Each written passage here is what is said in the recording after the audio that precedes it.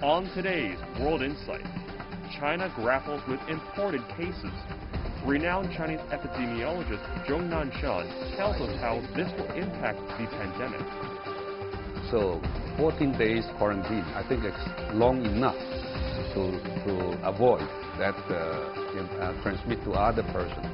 So the policy, because we have a lot of exchange between countries, so we have to find a way trying to shorten the time. And the coronavirus has paralyzed economic growth. Can world leaders rescue the global economy?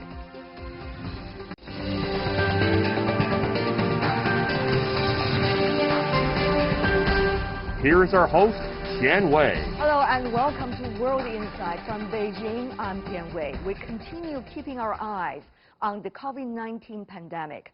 The coronavirus has infected more than 700,000 people, and the number is still growing. It killed over already 34,000, with the number continuing to soar.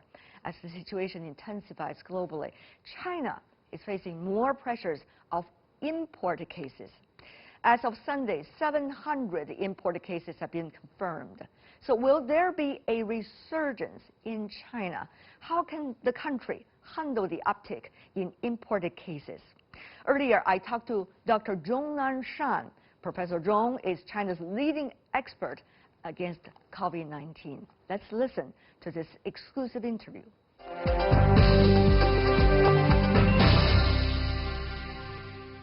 Professor Zhong Nanshan, welcome to our program. I want to start by asking you, what do you consider would be the biggest danger facing China today in terms of resurgence of COVID-19? Yes, I suppose the most important risk factors will be import passengers. So because inside China, so we have not too many patients now infected from human to human transmission.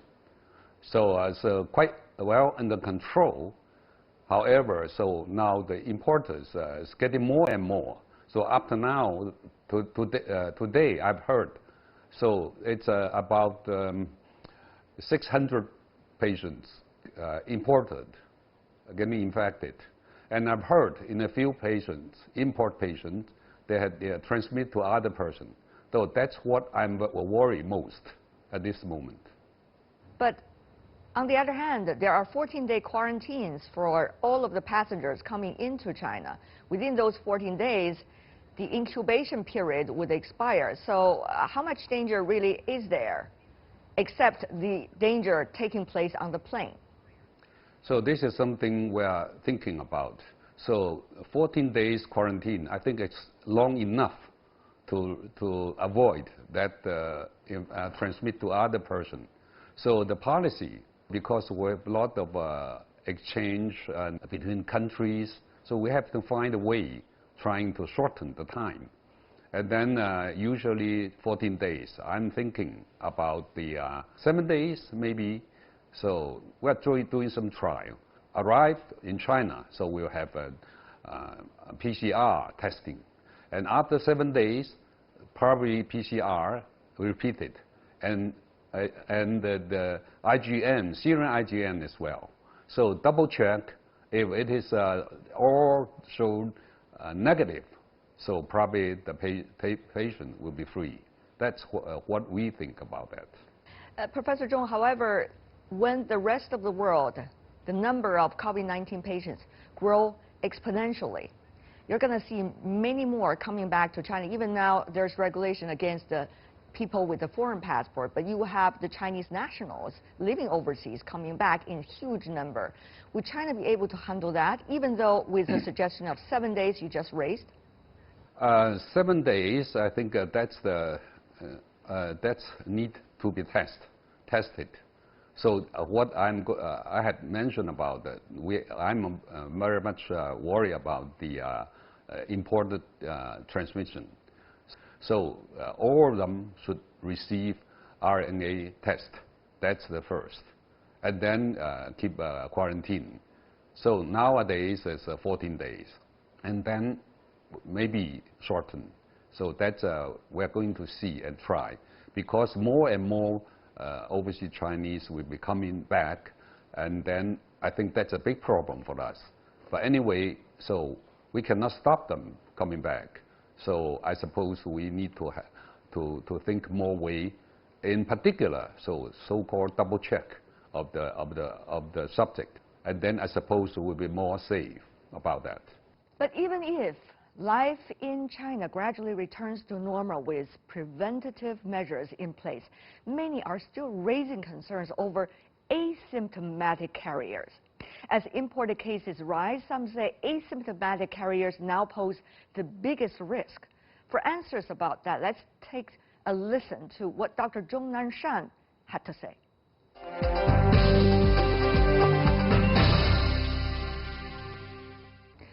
The other thing people have been talking about is asymptomatic patients. Now, how many are there really that would lead to concern of experts like you?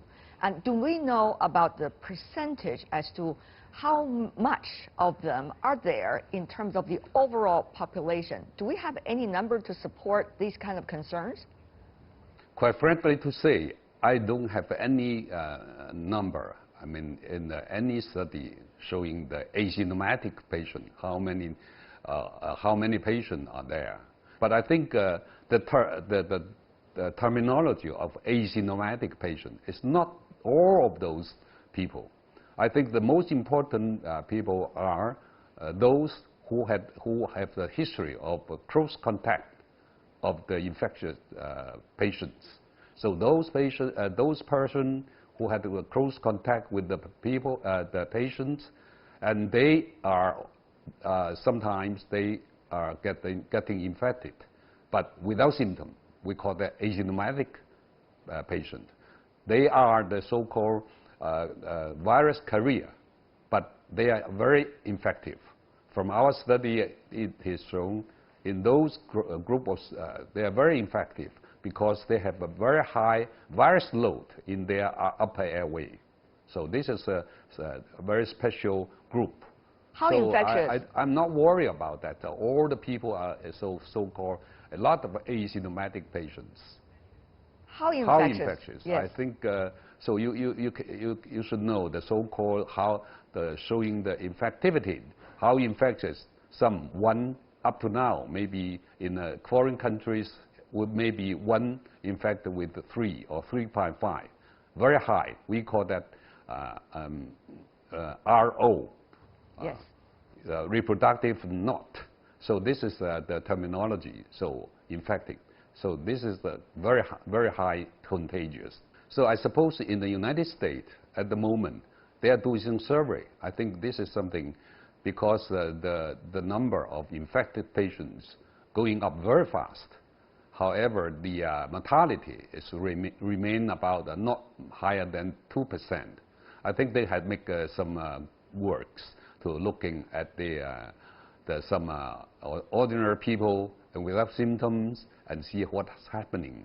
Professor Zhong, some have been suggesting, epidemiologists suggesting, that actually China could have the number in terms of how serious asymptomatic cases are in terms of percentage of the population, because there were people coming out of Wuhan before the lockdown, and they are scattered in various parts of Beijing, Shanghai, other cities, which is easier for the Chinese scientists like you to get research about. But people have not found out much in terms of asymptomatic patients spreading to the others. What do you make of this methodology some have been suggested? Would that be a way to figure out how asymptomatic patients are in China? Well, I don't think at the moment, at this stage, we have a huge asymptomatic patients. So I suppose in the beginning, you can see the mortality in Wuhan is for something like 5%, 6%, or so on. So in other words, a lot of patients had not been diagnosed. So making the denominators pretty low. So that's causing a high percentage of death rate. But right now, in the other cities or provinces, the mortality is only 0.9% or 1%. I think that's reasonable. So I suppose we don't have too many asymptomatic patients. If so this kind of patient will be transmitting to other people, so making the number higher. But now actually it's going down, and also some of the provinces is returning to close to zero. I don't think that's a big problem now. I think in dealing with this kind of diseases, very infectious diseases, we have two policies. So perhaps strategy. One is suppression, and others mitigation. So in China, we choose suppression. Nobody can stop the spreading or stop the infection of this kind of disease. But we can try to do our best to inhibit the spreading. So that's what we are successful. In recent weeks, China has sent aid to more than 85 countries around the world, including the hardest hit European countries, Italy and Spain, as well as throughout Africa and Asia. The aid is in the form of medical supplies and experts with experience fighting COVID-19. As more countries are struggling with the coronavirus outbreak, China is also sharing its containment practices. But is China's strategy used earlier applicable for others? Let's find out the answer from Professor Zhong Nanshan.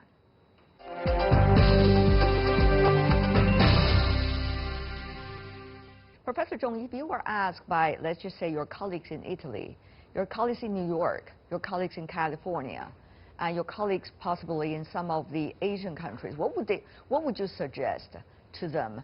Will the China way, as you earlier pointed out, since the 23rd of January, be able to work for them?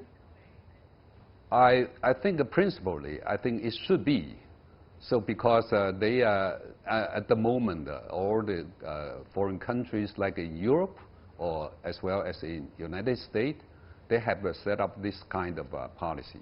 So they call that the lockdown, the cities or some others.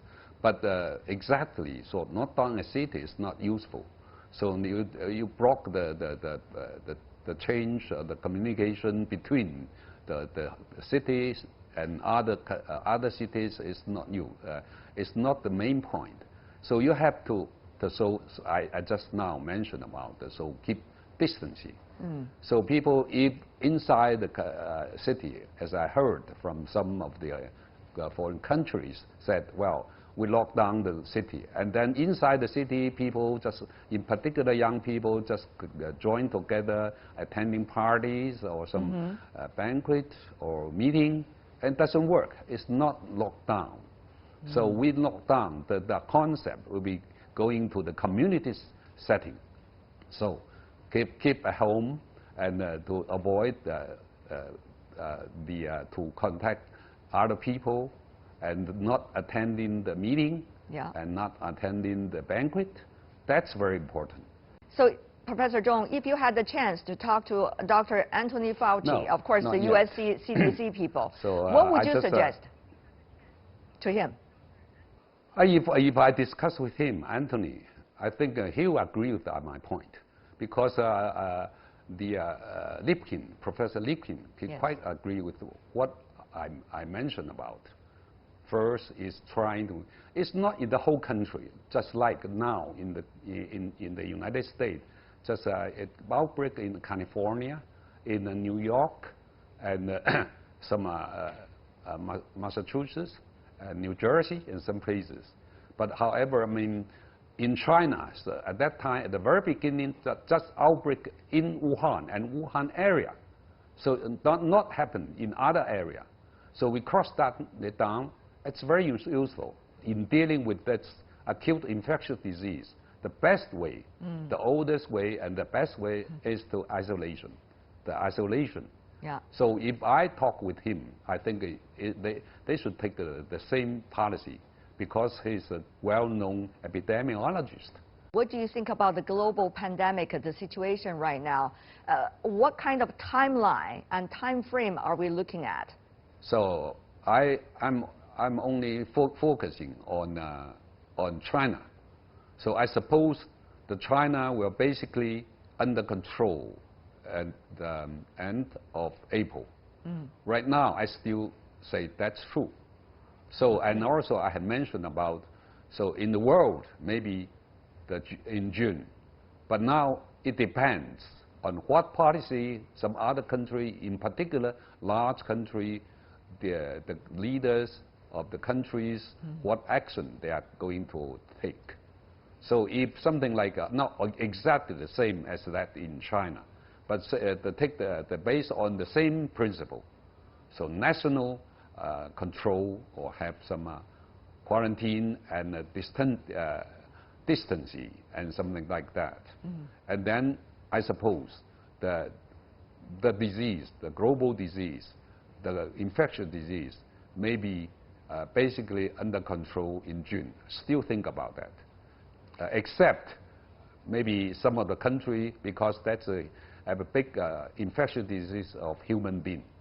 In the 200 countries, any country didn't follow this principle, so it will not be under control in June. However, if so, all the country follow this principle, I suppose it will happen in June. I never say will be eradicated. I just said under control. Yes. Basically under control.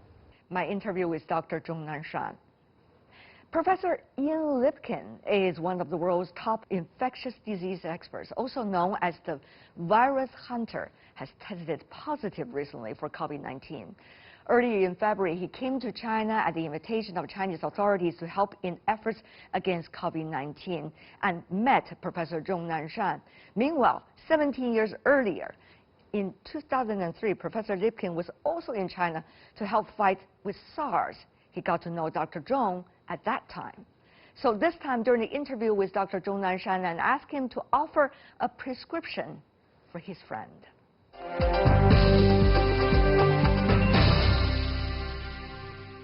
He wrote me the day before yesterday. I know all the news. I then make some suggestion to him to get some medication. I hope he'll be getting well. Yeah, what suggestion did you give him? I think, if possible, she can get some chloroquine. And I heard he had some heart problem. So I think that the most important thing is just have good medical care.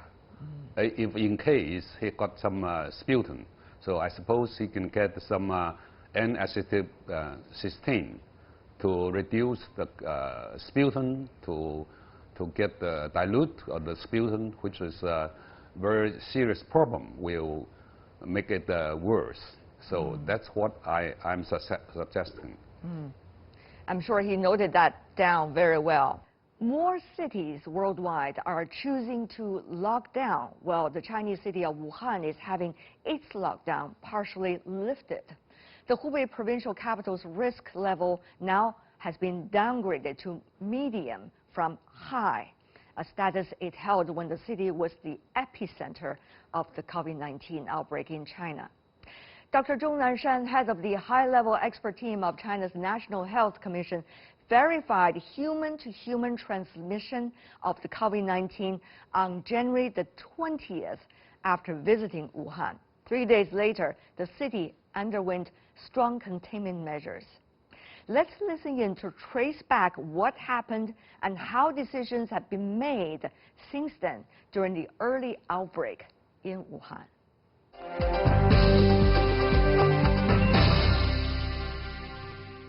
You were in Wuhan on January the 18th evening, if I understand right, together with some of the other experts invited by the Health Commission. Yeah.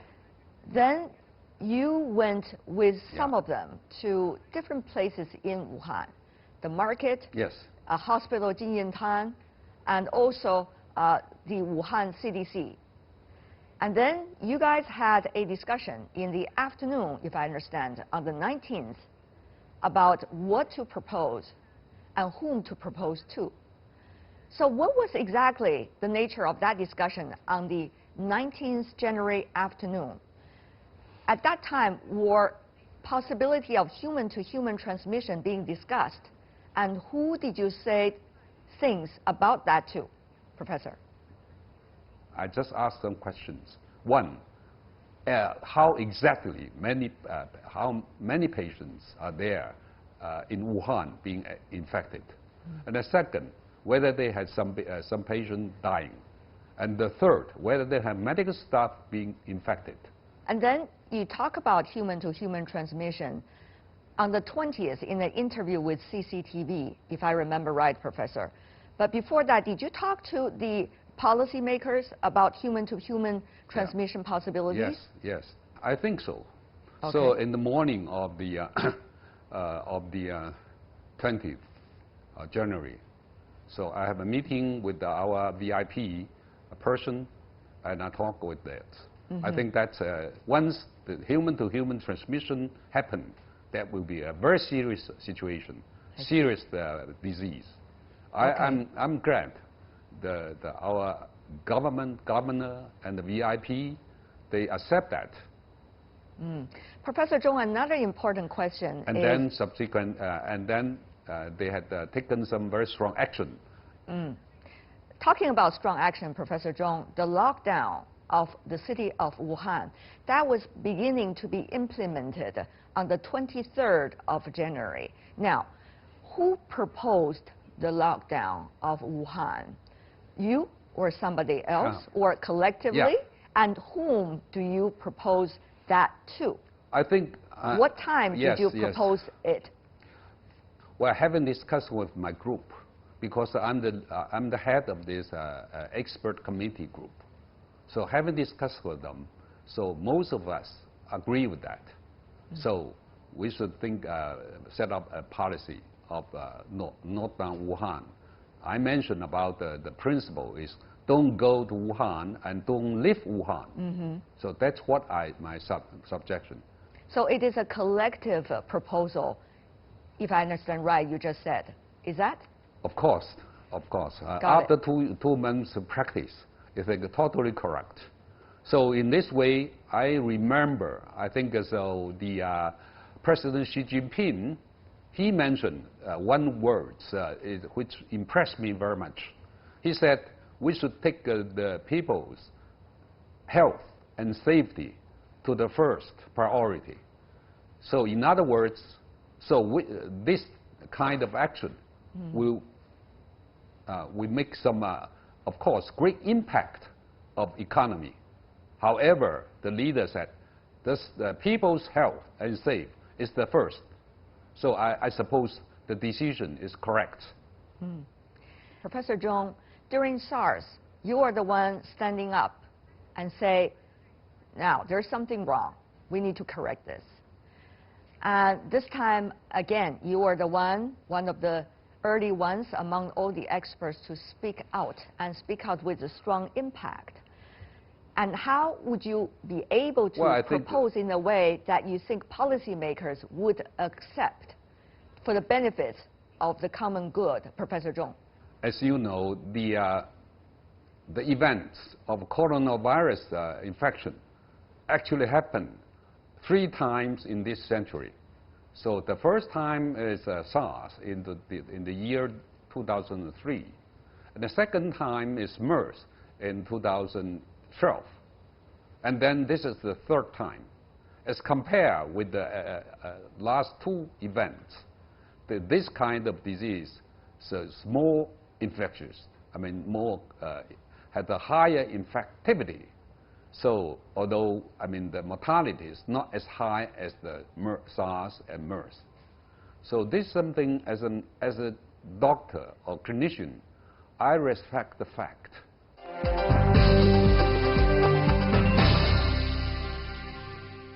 That is my exclusive interview with Dr. Zhong Nanshan, the leading expert in China against COVID-19. And you're watching World Insight with me, Tian Wei. Still to come on the program. The coronavirus has paralyzed the economic growth worldwide. Can world leaders rescue the global economy? We're going to talk to an economist about that in China and elsewhere in the world.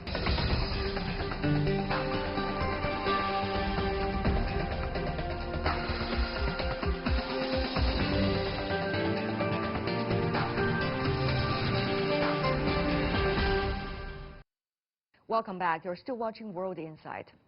Concerns continue to grow over the long-term economic damage from the virus COVID-19.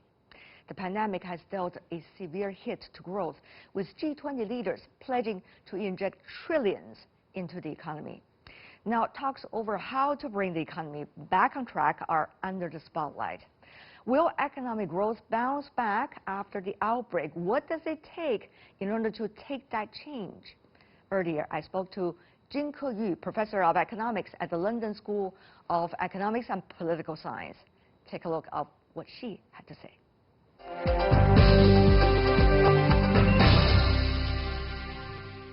Now we are joined by Jin-Ke Yu, a professor of economics at the London School of Economics and Political Science. Professor Jin, welcome to our program. Delighted to be here. It's good to hear from you and also know that finally you're back in China. Good to see you. In quarantine, but that's the rules. Hopefully we'll see each other soon. So let me start by asking you about the $5 trillion committed by leaders of the G20 economies. How likely it is going to solve the problem, and how big is the problem? Well, without the $5 trillion, we are sure that the world economy would be in a much worse place. I have my doubts about the effectiveness of monetary policy, and more enthusiastic about fiscal policy, especially well-targeted policies to help the households and help the businesses. This is not something that the monetary policy can do very effectively, because you can't force people to go back to work. And right now, the unemployment rate around the world is high precisely because of social distancing. Yes, indeed. We see that spike in the United States over the past few weeks, unprecedented for decades.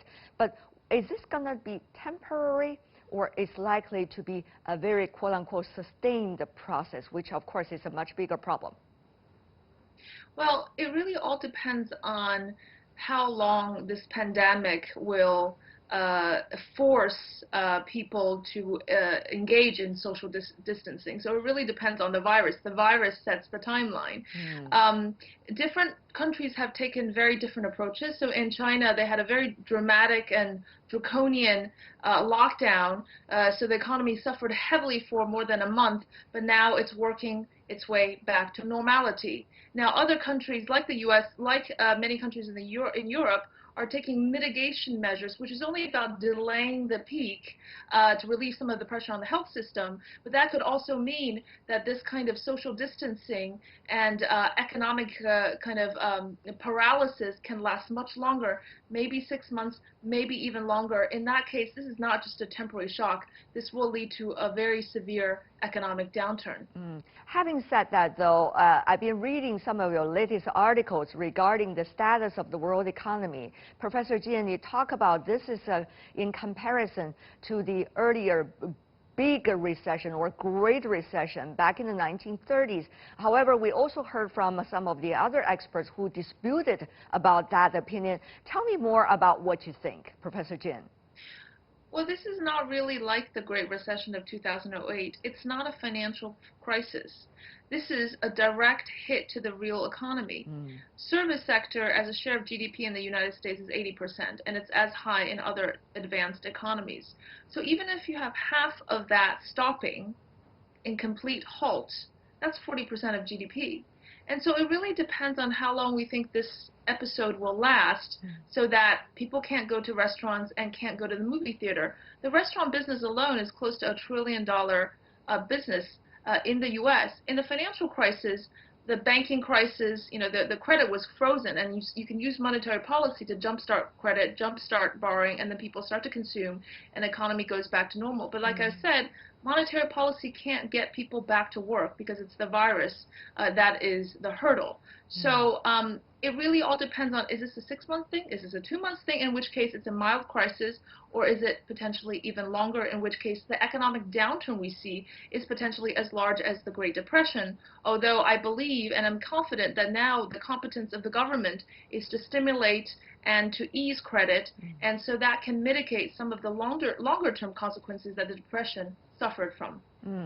We have seen various governments taking different measures and approaches. For example, inside the United States, direct cash for American citizens. Some of the other economies also practice that. In China, it's more indirect in a way, try to benefit the businesses and go to the tax cuts and things like that, the cash flow. So, Professor Jin, how would you make comparison among all of these different approaches, and what do you think which likely to benefit China the most? Well, first of all, I think that this time around, governments are not bailing out banks. They first of all have to bail out their people, the unemployed, and we saw the unemployment rate spike up sharply in the U.S. And then they have to bail out the businesses, and then indirectly the financial system if that comes into trouble. Now, China did not need to go through that degree and scope of bailouts and direct aid, because first of all, it was relatively short.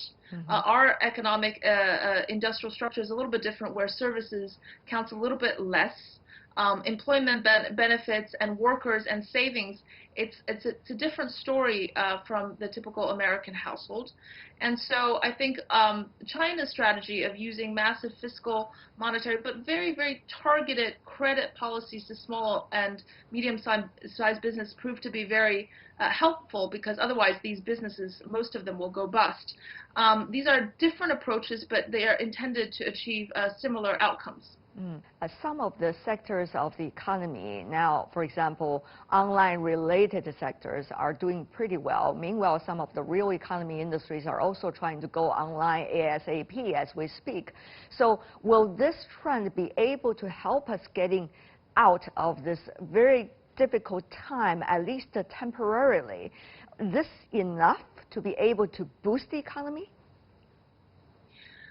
Online activities are, of course, a compensation to the halt and stop in the real economy, but it by no means, fulfills the gap. We're talking about face-to-face services, barbershops, cinemas, restaurants. Those are not online activities, and those are still the most dominant sectors. And countries vary by how much their activities are online. Now, it certainly has accelerated the trend to move a lot of activities online, but different countries are ill-prepared. In Britain, my friends and my colleagues' children are homeschooled. They don't have an online education system, especially the younger ones. In China, they moved that entire system within 10 days online for kids of all ages. And so it's very, very different across countries, but even in China, I'm sure it has spurred even more activities, even more engagement online, but that's still a small share of the overall GDP, so I wouldn't count on that alone.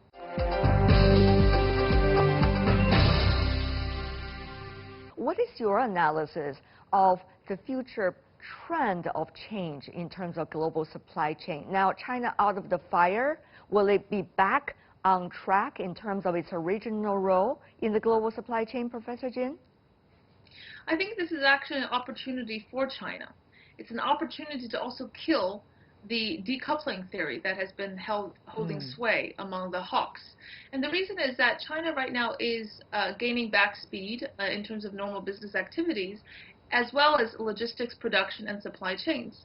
It is the moment for China to guarantee to the world that it will not cut off key sources of exports, key parts, to service the world economy. It is China's opportunity, and I think that this is the intention of China, to stabilize not only financial conditions in the world, but also global supply chains when the rest of the world much needs the help. I do, however, think that this pandemic may even accelerate the deglobalization and protectionist trends that we had already witnessed before the virus. But things could also move in a very different direction, where China really gains a lot of trust and becomes a really reliable contributor to global supply chains, as well as many other kind of leadership in the midst of this crisis. Professor Jin, it's an interesting phenomenon, isn't it? When China was in the fire, I mean in the middle of this pandemic, the rest of the world was looking for supply. Now, China is back in the court. However, the demand somewhat has gone, except a few sectors, for example, medical supplies and things like that. So there's always an imbalance between supply and demand. And how is China likely, according to your knowledge, work out this almost unresolvable question mark? Well, first of all, I think what we are lacking in the world right now is a policy regulatory body. So trade will be hampered, but unnecessarily so. So even though world demand from a consumer's perspective is declining when China is just going up, there is this need and fundamental a demand for production supplies to continue further, but there's no regulatory body. But even inside China, the huge demand for business to continue operation and normalize still means that China needs to push ahead and restore all of its supply chain components. We've heard recently from Korea and all parts of other world thanking China for guaranteeing the parts that they so critically need. People are asking, how is this pandemic likely to transform what we already experiencing earlier than this? This is likely to be a huge impact, but nobody knows how long and to what extent. Professor Jin, reading from the signals and both of the economic realities and about the capabilities of leaders being able to work together to what degree as a result of the G20 virtual meeting earlier. Professor Jin, what is your assessment, at least for this moment? Well, I think that this pandemic has realized that no matter how technologically advanced, how sophisticated the financial systems and interconnectedness our world has become, the world is still extremely fragile to just this one biological enemy. So I think that anti-fragility measures would be put up, rethinking of the whole system, not necessarily kind of discouraging globalization, but just more anti-fragility measures. I think that despite the fact that G20 leaders have come together, there is much more scope to work together. Think about developing countries. So long as developing countries do not contain and mitigate the virus, we cannot have open borders, because as soon as we have open borders, even if there are no new cases in China, no new cases in the US or the United Kingdom, as soon as you open borders to countries that still have the problem, it's going to become another problem. Talking about the change of the economy, Professor Jin, some also argue, so it is the real economy that are being hurt right now. So why do we still put in so much cash and energy in order to save the stock market? You see that practice everywhere in the US, in some of the other major economies as well. So isn't this a very wrong logic? Well, monetary policy at this point, the main goal is to ease credit, make sure that credit flows, that there's liquidity in the system.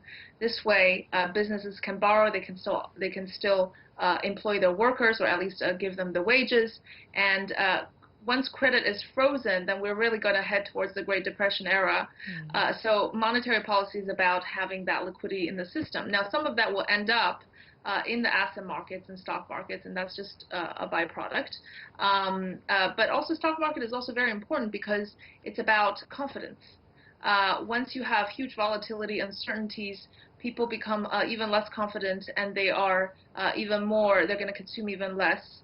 And so maintaining the stability of the sentiment is also important, although that was not the main goal, the stock market. It was about really having credit in the system and avoiding a paralysis of the financial system.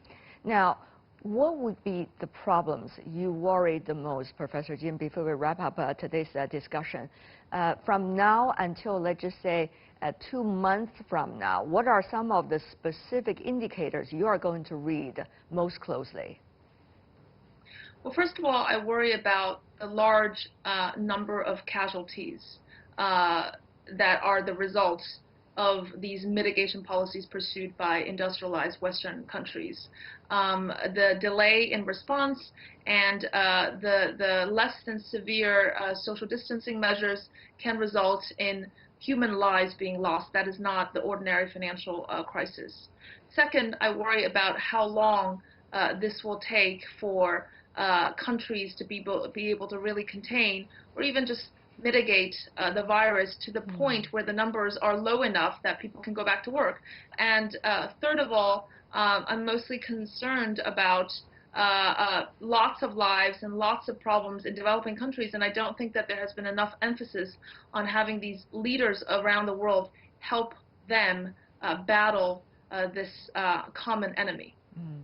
I'm afraid there are so many front lines they have to fight all at the same time, including fighting the fire at home and also see together how collectively things can be done. Professor Jin Ke-yu, a professor of economics at the London School of Economics and Political Science, really appreciate it. Thank you so much, and welcome back to China. Thank you. Good to be here.